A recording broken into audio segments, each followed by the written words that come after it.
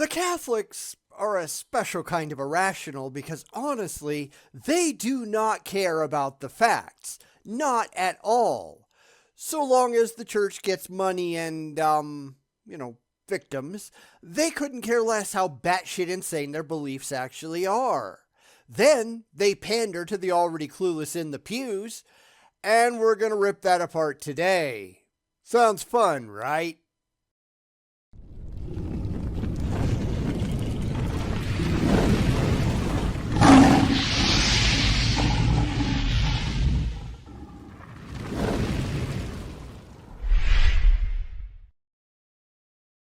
The religious are really bad at this, aren't they?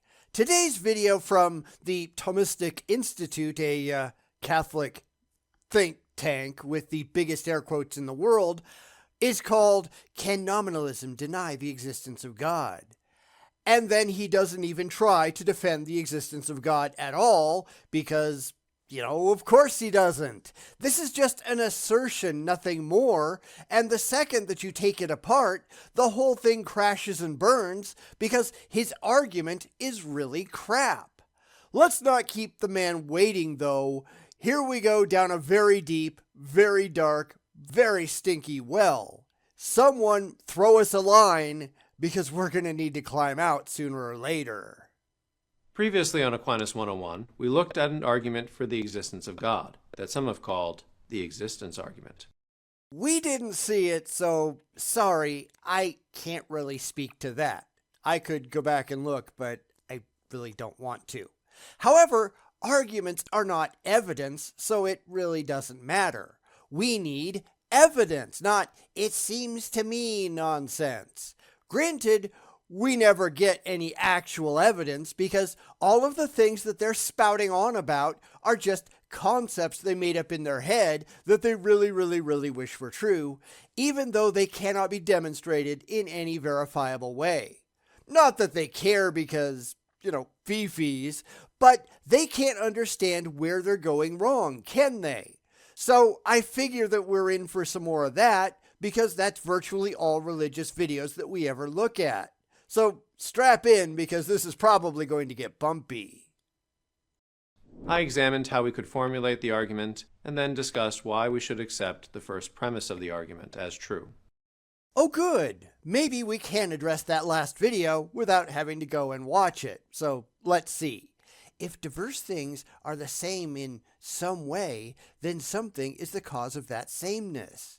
Well, that's assuming that said sameness was meant to happen, and you've got no evidence for that, do you? That is, of course, just an assertion, and unsupported assertions mean jack squat. I don't even have to be reading ahead, although granted, I did a little. It's right there on the screen and all, but I could just say everything that we know of is made of atoms or quarks. It depends on how far you go, therefore something had to cause it. Of course, he just wants to get to his imaginary friend because the thing that he wants to think caused everything to be made of smaller stuff, well, that doesn't actually have to be intelligent or have a mind or be a being or anything like that. It could just be physics doing what physics does, which is exactly what the science shows. There was no more intentionality to it than if I put a kettle on the burner and turn the burner on. It boils at a specific temperature, no design required. I mean, depending on where you are and the atmospheric pressure, of course, but there is no intentionality there. Physics didn't just decide that water would boil at one temperature at sea level and one temperature at the top of a mountain. That is not how this works. However, I did leave us with a cliffhanger. Can a nominalist accept premise 1? That if diverse things are the same in some way, then something is the cause of this sameness. I don't know, since I'm not a nominalist, and "it seems to me" doesn't mean anything, but nominalists are people who think that universal ideas are just names that don't have any correspondence with objective reality. To some degree, that's true because a chair is just the label that we attach to some of the stuff we sit on, and it doesn't actually mean anything outside of our heads. This is really why I'm not particularly interested in arguing definitions or concepts like this without having them linked to actual reality in some demonstrable way. It all comes down to word games, and I think that's boring. So, sure, go ahead, tell us a story, because that's all that really matters to the religious, right? Stick around to find out.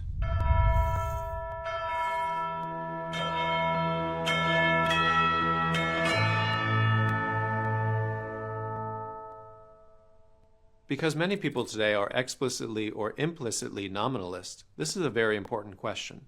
However, before I unpack this topic, let us just review the argument once more. It goes like this. And I'll take the time to actually unpack it, because that's kind of what I do. Not that it matters to the religious. I've already done the first premise, and that premise is hopelessly flawed from the get-go, because a cause is not the same thing as a God, which is really where this is going. If it wasn't, then it wouldn't feature on a religious channel, would it? Because you have to remember what they're doing, and this is why the Kalam fails, because they are internally equating cause with God done it, and that does not follow rationally. God is not the automatic answer for any question that you do not have an immediate and emotionally comforting answer to. Yet that is exactly how the religious treat it, right? This is why the religious are so ludicrously dumb. And that's not something to be proud of, sorry. 1. If diverse things are the same in some way, then something is the cause of this sameness. 2. All diverse existing things exist. All of them? Can you actually show that that's the case? No, of course not. Because I can imagine plenty of diverse things that don't exist. And saying existing things exist, as he does here, that's just a tautology. Now, tautologies aren't direct fallacies, but they do occur in numerous fallacies indirectly, so I'm just going to call bullshit here. That's why, and if you pay attention, you'll see this all the time, but religious arguments, they're actually built backwards, starting with the conclusion that they really want to reach for entirely emotional reasons, and then just trying to fill in the other parts so that they can get there. That's why if you examine a lot of religious philosophical arguments, they will simply declare that some parts of the argument that they desperately need to be true are just true. No evidence required, because otherwise they just can't get to where they want to go. Like I said before, it's all about word games and not remotely about logic or evidence or trying to get to the actual truth. Because, why the hell would the religious care about that? 3. Therefore, something is the cause of existence. With your religious beliefs just substituting God for something, of course. Because, again, this isn't an actual argument for any God, much less your own specific God, even though internally you're just filling in the pieces because you really want that God to be true. This is exactly why Kalam fails, because God isn't even mentioned, just like we have here. This is not an argument for God, because your conclusion must actually mention God, and it doesn't. These things aren't intended for rational people. They only pander to the religiously desperate because they're going to do all of the rest of the work themselves in their own heads.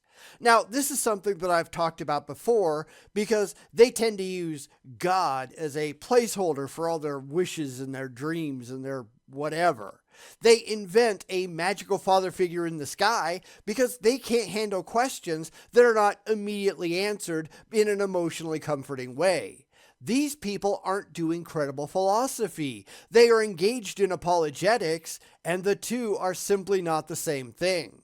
So this argument fails on every conceivable level, whether you're a nominalist or not. So we can just consider this video already debunked, but I figure it has to be going somewhere. So let's get back to it and see. The reason why a nominalist might deny premise 1 is because one way of understanding sameness in the first premise is that things are the same if and only if they have the same form. But nominalists deny that there are common forms shared by many individuals. So under this interpretation, it seems like a nominalist has a good reason to reject the truth of premise 1. I have plenty of reasons to reject premise 1 that have absolutely nothing at all to do with nominalism. I'm not going to just let you run down the primrose path from cause to creator to God, as the religious desperately want to do. Because the argument is worthless as stated, and you can't just jump to where you really wish to be without just making bald assertions and rationalizing your way there. You simply cannot get to any God without being able to demonstrate that God is real first, and the religious, they aren't even trying, are they? It's still just a word game, and those are meaningless to anyone concerned with actual truth. Remember, premise 2 is basically a tautology, which makes it useless as a credible premise to begin with. It's just stating your belief confidently in such a way that the religiously clueless might not catch on. This isn't getting him anywhere, is it? But did we really expect it to? I don't think so. In response to this objection, I should first remind everyone that in the last episode, I said that sameness can be the result of any of the 4 causes, not just the formal cause.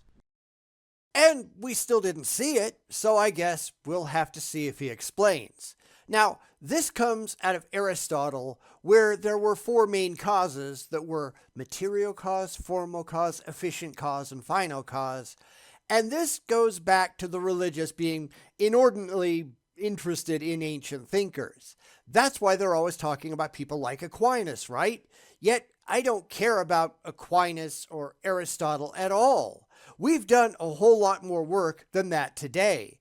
It all comes down to this guy said a thing, and that doesn't matter. I mean, Aristotle was just wrong about a lot of things. He believed that women had fewer teeth than men. He believed that eels didn't reproduce. He was completely wrong about bee reproduction. The list of what he was wrong about goes on and on and on and on and on. It might have been the best that he could do at the time, but he was still demonstrably wrong.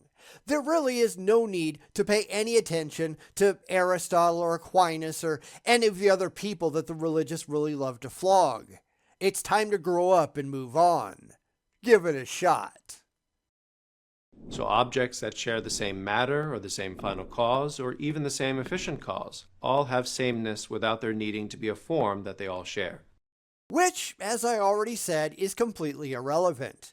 I mean, I think nominalism is kind of irrelevant, although I guess that's just a matter of degrees. This is just Ambrose here trying to convince the religiously gullible that he's right, even though he has no evidence for anything.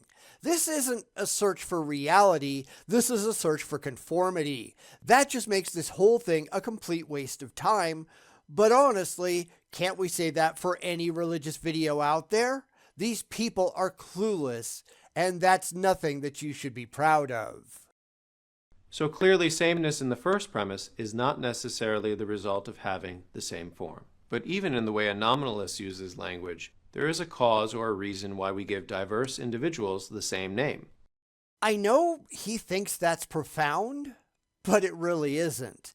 This whole thing is just mental masturbation, which is really all religion is. It's the desperate attempt to get to where you really want to go, even if where you really want to go is really dumb. That's why so much of apologetics is trying to explain away the clear and obvious problems that religious faith has. But we really want it to be true. That doesn't matter. It's why philosophy, at least the way that it's used by the religious, is pretty much always irrelevant. But it's really all they've got, isn't it? And that's just sad. On the nominalist view, different individuals are given the same name because of convention, or even just because the individual knower decides to group together a number of individuals under the same name. Either way, even if names are mere conventions or mental fictions, there is nevertheless a cause for using the same name applying to many individuals, namely the human mind. And because everyone has to be just like he is, he's right. I'm sorry, reality doesn't work that way. Really, the only reason that people do the same things like this is because of social convention. They are just indoctrinated into it. When you have to communicate with a lot of people around you in order to survive, you gotta start somewhere, don't you? A lot of those somewheres come down to biology and our environment. We've still got to deal with the objectively real world around us, whether we want to or not.